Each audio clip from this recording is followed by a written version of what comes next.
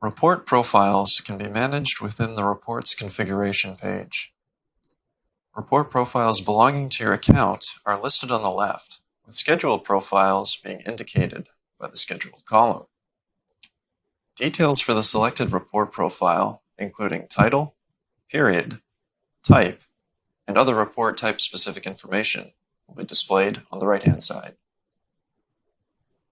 Scheduled reports will include additional information such as the effective date, next scheduled date, and a list of email recipients.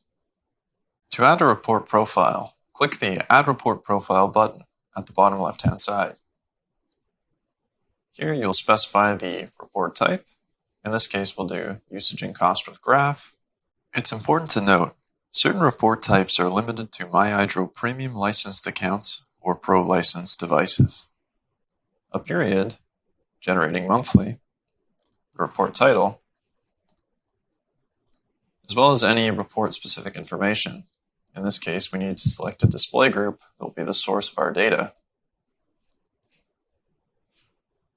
If you're creating a scheduled report profile, you'll also need to specify the effective date, which is the first day that your report is scheduled to generate. So if I select June 1st, the report will be generated on the 1st of June and the 1st of every month after that. The email recipients field is a comma-separated list of email addresses to send that generated report to.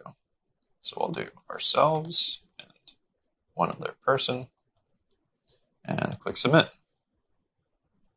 To edit a report profile, select it from the list and click the Edit Report Profile button below the profile details. Make the changes that you'd like to, and click Submit.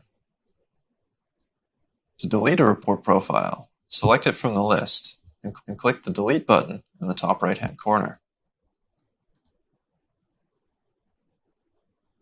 Thank you for watching.